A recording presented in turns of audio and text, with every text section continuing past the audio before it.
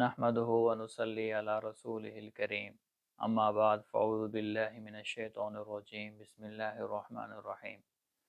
میرے عزیز محترم بھائیو، بزرگوں اور دوستو، جنت کا مضمون چل رہا تھا، آج اس کا 7واں حصہ عرض کرنا ہے۔ اللہ سبحانہ و تعالی ہمیں جنت کا شوق عطا فرمائے۔ حدیث شریف کے اندر آتا ہے کہ جب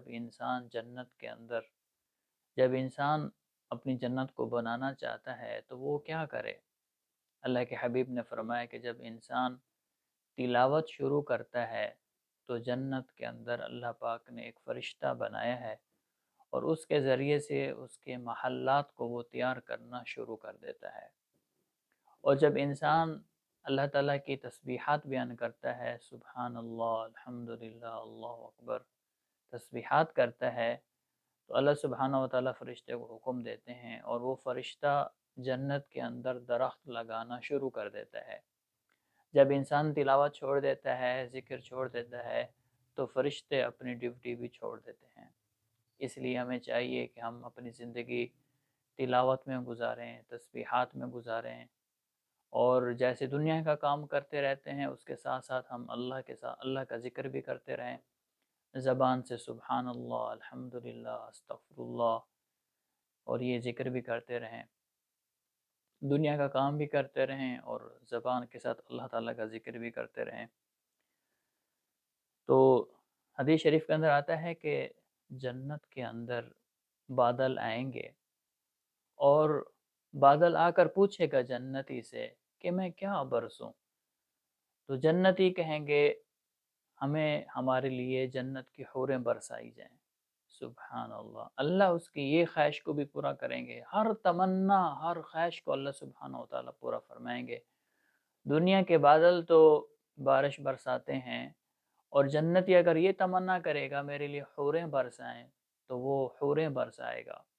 اگر جنتی یہ تمنا کرے گا میرے لیے ڈرائی فروٹ اتاریں، وہ ڈرائی فروٹ اتارے گا۔ جنتی کہے گا میرے لیے پھل اتاریں، وہ پھل اتارے گا۔ جنتی کہے گا کہ میرے لیے بھنا ہوا گوشت اتاریں، بکرے کا ہو، بیف کا ہو، اور مچھلی ہو، جو بھی خواہش کرے گا وہ بادل اس کے لیے وہ برسائے گا۔ سبحان اللہ، اور جنتی اس کے مزے اٹھائیں گے۔ اور حدیث شریف کے اندر آتا ہے کہ اللہ سبحانہ و تعالی نے جو نہریں بنائی ہیں، اللہ پاک نے 4 نہریں بنائیں، ایک شراب کی، ایک شہد کی، ایک دودھ کی، ایک تسنیم پانی کی، اور اللہ نے ان کے ایک جنت کے اندر سمندر بنایا ہے۔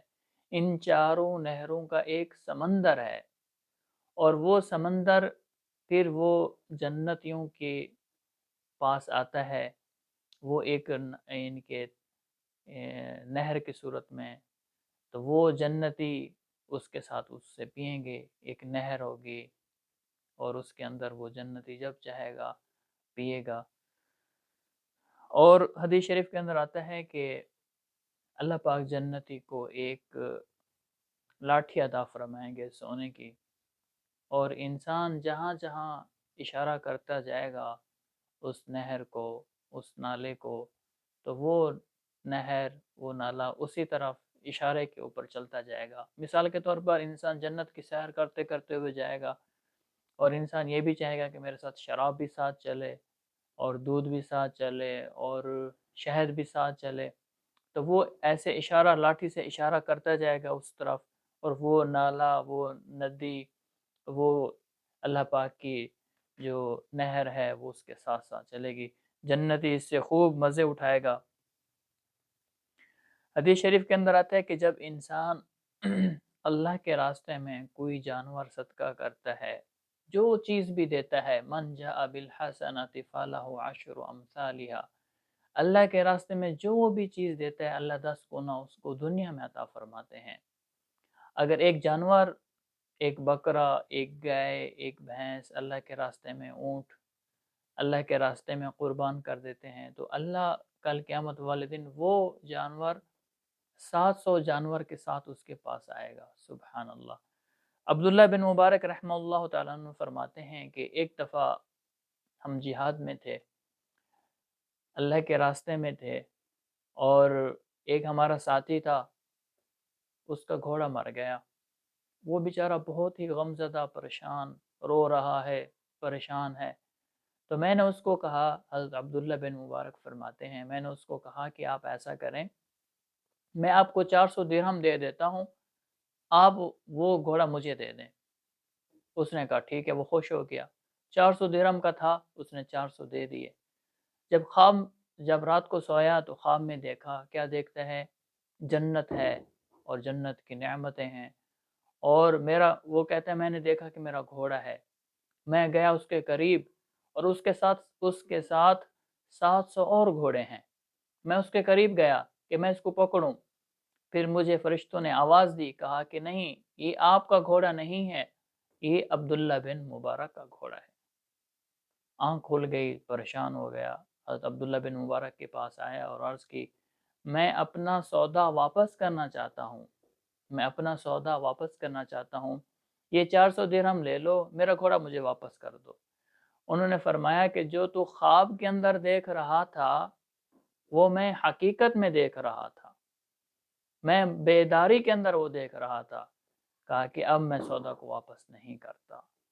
تو اللہ کے راستے میں، اللہ کے لیے جو چیز خرچ کریں گے، اللہ 700 گنا سے زیادہ جنت میں عطا فرمائیں گے اس کا بدلہ، اور 10 گنا دنیا میں عطا فرمائیں گے۔ اور انسان کہے گا کہ میں گوشت کھاؤں، اور اس کے لیے نرم و ملائم قسم کا گوشت اس کے لیے تیار ہوگا۔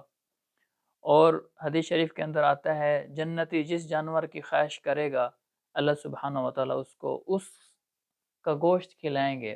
انسان ارادہ کرے گا کہ دنیا کے اندر ایسا ہوتا ہے کہ انسان ارادہ کرتا ہے کہ میں گوشت کھاؤں، بکرے کی کڑھائی کھاؤں، بہت دل کرتا ہے 1 کلو بکرے کی کڑھائی کھائی جائے، یا ایک سجی ایک بکرا کھایا جائے۔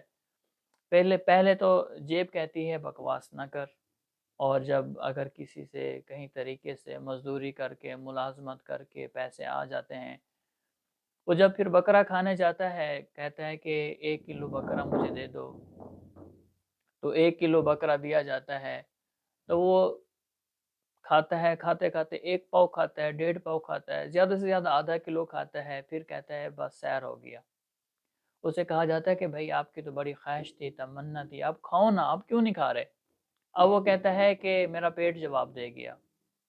پہلے جیب کہتی تھی بکواس نہ کر، ایسی خواہش پیدا ہی نہ کر کہ تجھے جو پوری نہ ہو سکے، چلو ملازمت کر کے پیسے آ گئے، مزدوری کر کے پیسے آ گئے، اب پیٹ کہتا ہے بکواس نہ کر، اس سے زیادہ نہیں کھا سکتا، زیادہ کھائے گا تو مر جائے گا، نقصان ہوگا، بد ہضمی ہو جائے گی اور وہ قے ہو جائے گی۔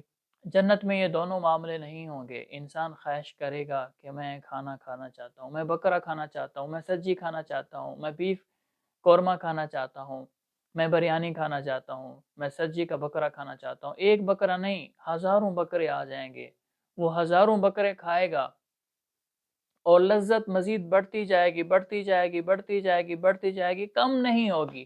جیسے پہلا لقمہ لیا، اس میں جو لذت تھی، دنیا کے کھانے میں ایسا ہوتا ہے، پہلے کھانا شروع کرو، آخر میں جب انسان کا پیٹ بھرنے لگ جاتا ہے تو ٹیسٹ ختم ہو جاتا ہے۔ لیکن جنت کے اندر ایسا ہوگا کہ اس کا ذائقہ بڑھتا جائے گا، بڑھتا جائے گا، بڑھتا جائے گا، بڑھتے بڑھتے انسان بہت کچھ کھائے گا، منوں کے من کھا جائے گا، ٹنوں کے ٹن کھا جائے گا، اور ایک خوشبودار ڈکار آئے گا، سب کچھ ہضم ہو جائے گا۔ اور حدیث شریف کے اندر آتا ہے کہ جنتی کے کم سے کم جو ادنا جنتی ہوگا، اس کے لیے 10,000 خادم ہوں گے۔ سبحان اللہ، 10,000 خادم خدمت کے لیے ہوں گے۔